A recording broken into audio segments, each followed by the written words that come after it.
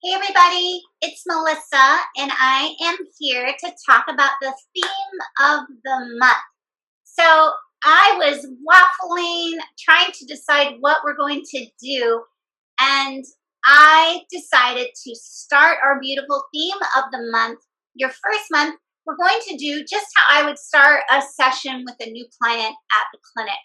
And one of the things that I always check in an eval outside of their feedback, like what brings them in. So obviously you can look at like what's going on, my hip hurts, my shoulder, whatever, but really you want to make sure and check your alignment. So this theme of the month for this first month for you is alignment.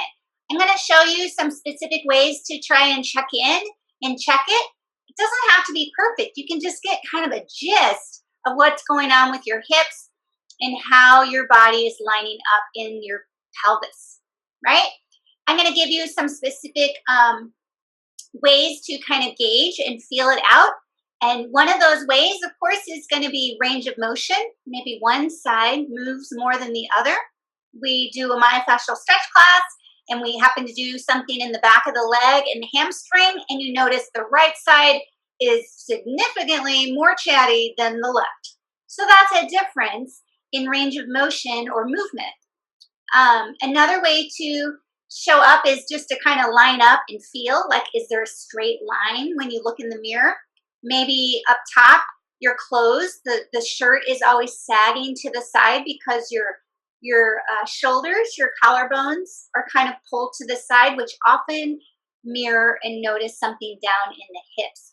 If your pelvis is off and I fix your shoulder, or you lay on the ball and create some space and work on that shoulder, it's going to often go back into that old pattern that you have because the alignment in the hips are out. Every time you walk, you step, it exaggerates the dysfunction.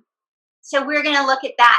So range of motion is a way to look at that, and you can just use that when you're doing your class, right? We talk about inventory. So just noticing any differences between one side versus the other. You might have had a practitioner tell you that your alignment's out, a chiropractor or somebody, your pelvic alignment's out. And the pelvis is in 3 places, and so there's so many different directions or ways that someone's hips can be out, though there are some that are most common. And I'll show you that when I'm on the mat, but right anterior tilt, there's all kinds. We'll go over it. I'm going to show you some techniques that can create more stability in your core, and so that if you maybe have some instability, your alignment goes out often, in and out, or sometimes your back's feeling wonky and other days it's super great. That can be a stability piece. So we're going to go over some core stabilizers that can be super helpful, as well as some specific techniques that use your muscle to tug on the pelvis, and that can sometimes line it right up. And so it also tugs and pulls like a pulley system, right, if you're a puppet, but it also reminds the pelvis. It creates that kind of strong core stabilized place, which is where you're going to have less pain. You're going to be able to, again, get strong and have strength, say whether you're doing strengthening or exercises or just through your normal functioning, through your just hanging out throughout the week. I'm so excited. I'm going to be sharing this with you. In the next portion, you're going to be seeing me on the mat, and we'll go over some of those core stabilizers, some of the techniques to maybe encourage your alignment to go back to level.